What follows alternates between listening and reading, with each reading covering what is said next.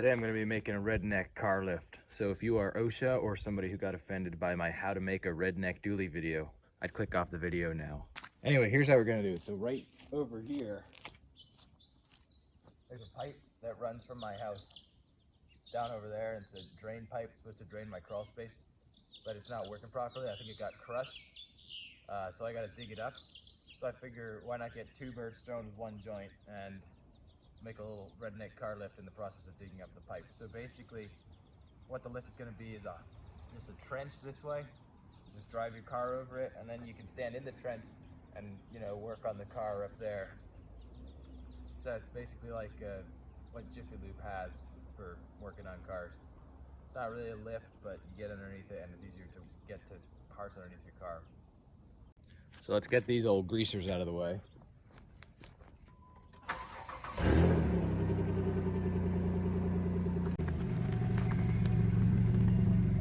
I know some of you wanted to know if the grease mobile, I still use it, and yes I do. Now let's see if I can get this thing fired up. It's gonna be a hard one. It hasn't been plugged in a couple of months. And it's not warm out. There we go.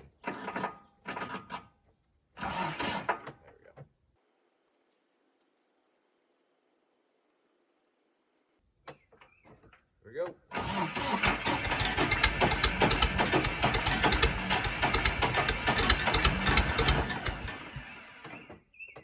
Almost got it.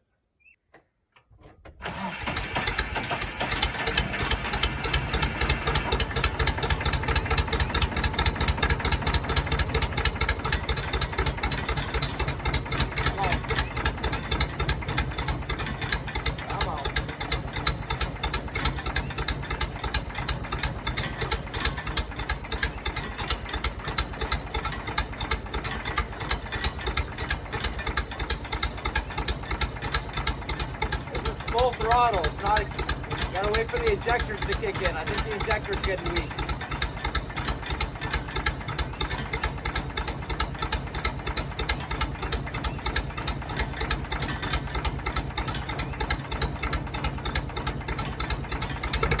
There we go.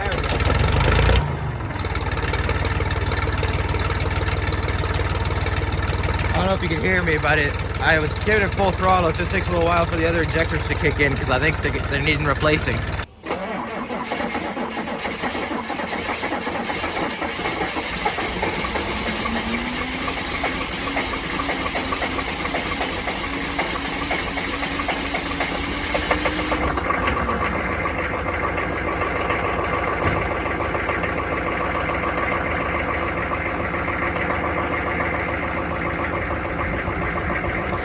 She's angry. The quality of this camera is not as good as my other camera, but don't worry, I'll get the other camera back in a minute. Wondering where Beetle's been? She's here, she just hangs out in the background.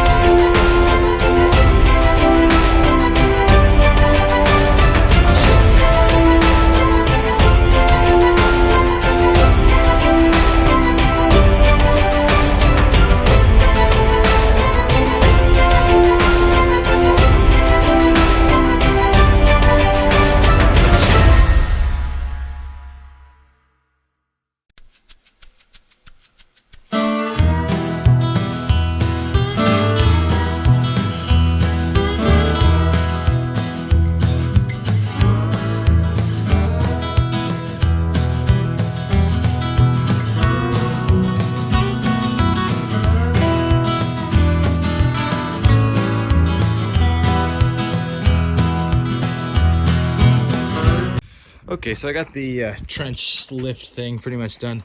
Unfortunately, this is what happens when you have a cheap Chinese tractor. Let me show you. This is the angle that the backhoe's supposed to be on. If you guys can take a peek, that's the angle it's supposed to be.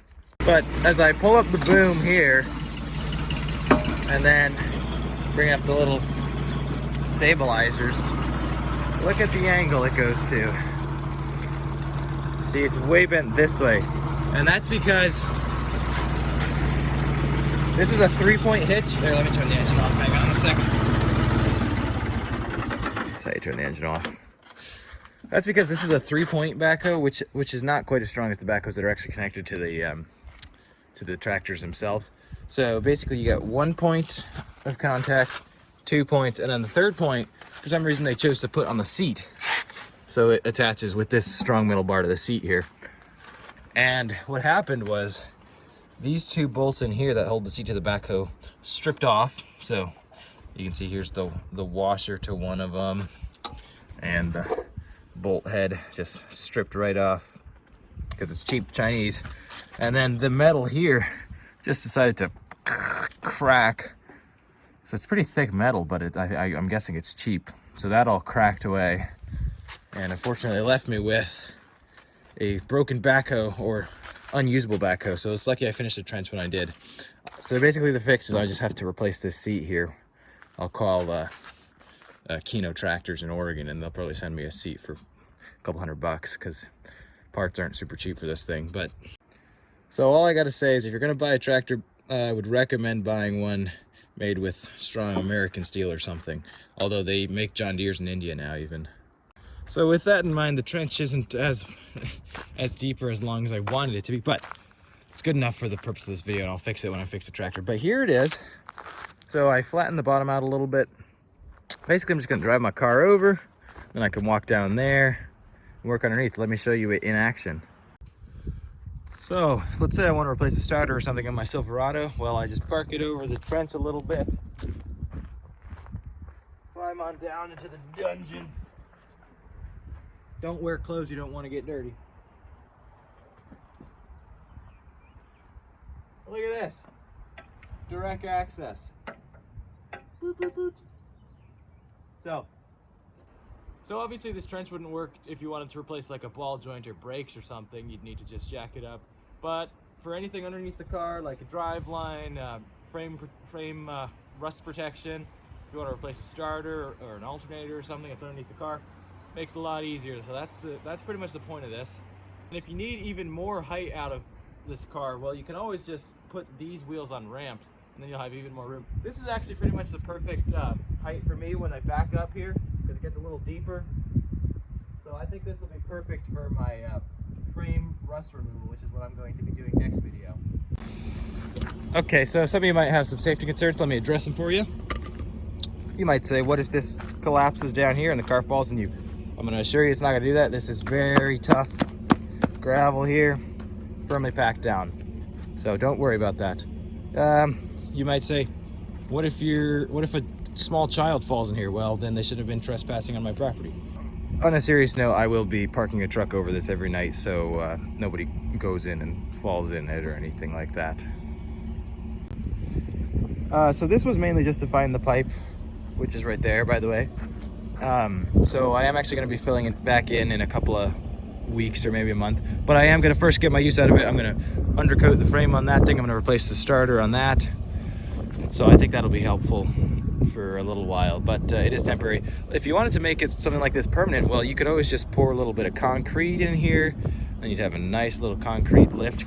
Be just like Jiffy Lube. So anyway, guys, tune in next week to watch me remove all the rust of this frame and then undercoat it. I'm also going to replace the exhaust manifold bolts on the driver's side because the passenger side was already done. I'm going to fix the transmission linkage and maybe do a couple of custom touches to it to make it just look a little nicer overall, even though it already does look beautiful. Anyway, thank you for watching this, guys. See you next week.